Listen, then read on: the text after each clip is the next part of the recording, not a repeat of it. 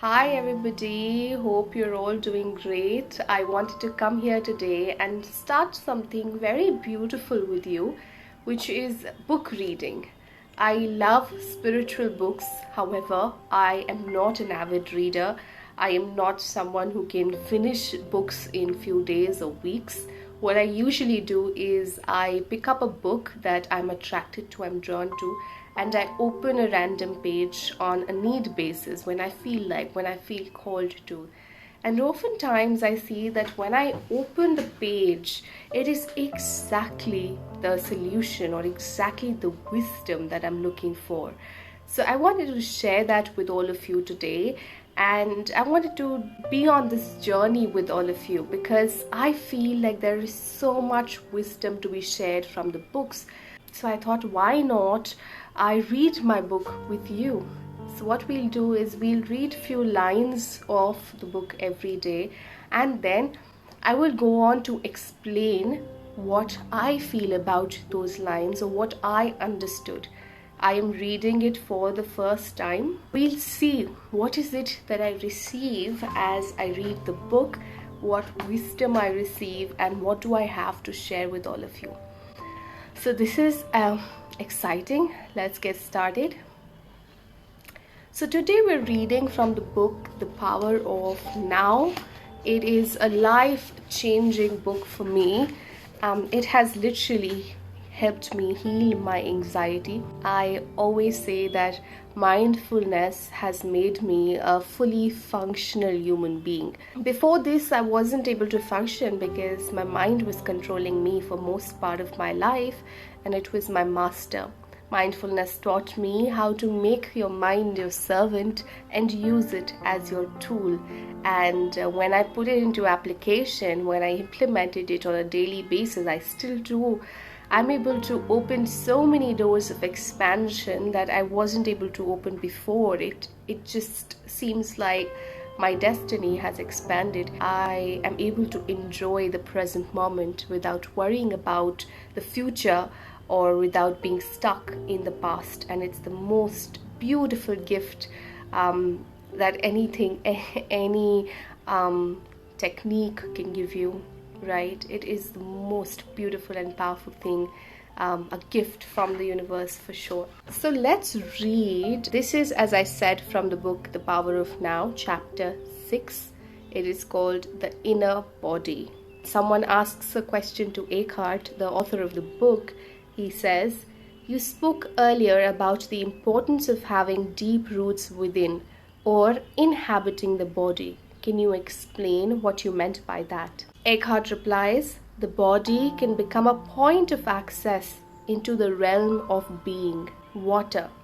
What do you mean by that?" "I don't understand. This is what a fish would say if it had a human mind." Please stop trying to understand the being. You've already had significant glimpses of the being. But the mind will always try to squeeze it into a little box and then put a label on it. It cannot be done. It cannot become an object of knowledge. In being, subject and object merge into one. Being can be felt as the ever-present I am. That is beyond name and form. To feel and thus to know that you are, and to abide in that deeply rooted state is enlightenment, is the truth that Jesus says will make you free. Free from what, the student asks. So let's read that. Free from the illusion that you are nothing more than your physical body and your mind. This illusion of self, as the Buddha calls it. Free from the illusion that you're nothing more than your body, your physical body, and your mind. This is the illusion of the self, as Buddha calls it. Free from fear in its countless disguises as the inevitable consequence of that illusion.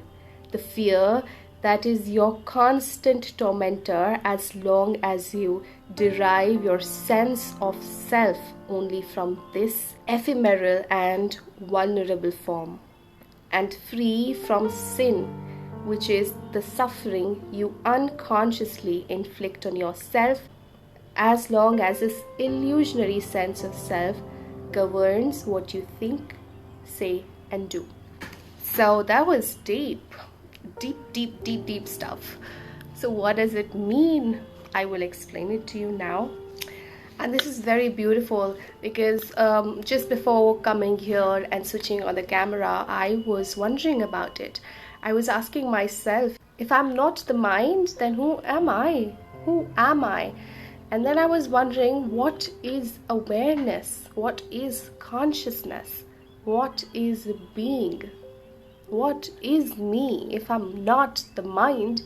If I'm not the physical body, then what is me? What is the awareness? What is being? So Eckhart so beautifully answers those questions here. He says that the mind wants to conceptualize being. It wants to conceptualize awareness, consciousness, and put it into little boxes. But it is much more than a conceptual form. You cannot intellectualize awareness. You cannot put a label on it. You cannot really describe it. You have few glimpses of it. You experience it. You experience yourself as separate from the mind, but you cannot define what it is. So don't even try to define. That is such a beautiful answer to my question that I was asking and reflecting on myself.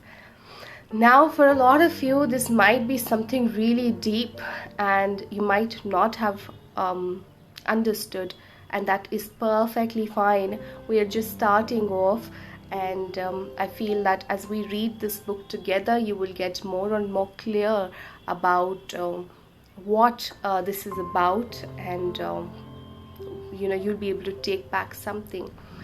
But what it essentially means, and what Eckhart essentially says, is that we're not our minds, we're not our bodies. We are the observer, or we are the awareness. Sometimes we can observe the observer as well. So we are this awareness, this consciousness, who's just present, who's just being. And what happens when we do that? When we separate ourselves from the mind, from our body, what happens is that we can stop suffering. We can end suffering in life. No matter what happens in our lives, we need not suffer. Yes, there will be pain that will be felt by our body, that will be felt inside of us. Yet, we don't need to suffer through that pain. We can experience pain, feel pain. But as Buddha says, that suffering is a choice while pain is inevitable. We came on earth, we came on Mother Earth to experience pain. We also came here to experience the ego. When we separate, when we see ourselves separate from our thoughts, we see ourselves separate from our body, that's when we can truly feel that empowerment, and we can truly feel like no matter what happens in my life, I will be okay. Right? I won't create unnecessary suffering in my life. I will experience the pain if it's a painful experience. I will experience the joy if it's a joyful experience. But I will not go in the extremes of highs and lows. I don't need to get swayed by my emotions. Instead, I can just be and observe what is happening. So just be in the center of the circle and see everything go by around you, right? Whether it's good or bad, just being the observer. Just being the observer. And that is what frees you from suffering. He says that the body can become a point of access into the realm of being. So the gateway to being, the gateway to awareness is not the mind. It is the body. Which means that when we sit for meditations, It is not here where we need to focus on. It is here where we need to focus on, because this, our body, our physical body, is what will lead us to that realm of being, of presence. It is the gateway to presence in our lives. So connecting to the body is what will lead us to that deeper presence.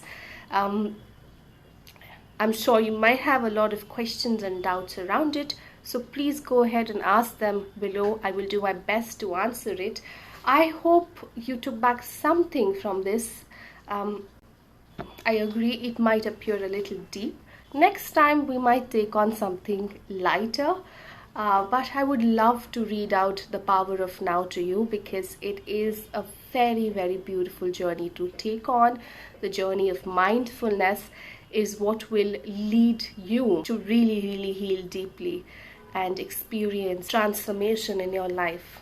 For those who are just starting, hold on. Lots more is coming up for you to help you on this journey. And have a good day. Thank you for joining me for this session.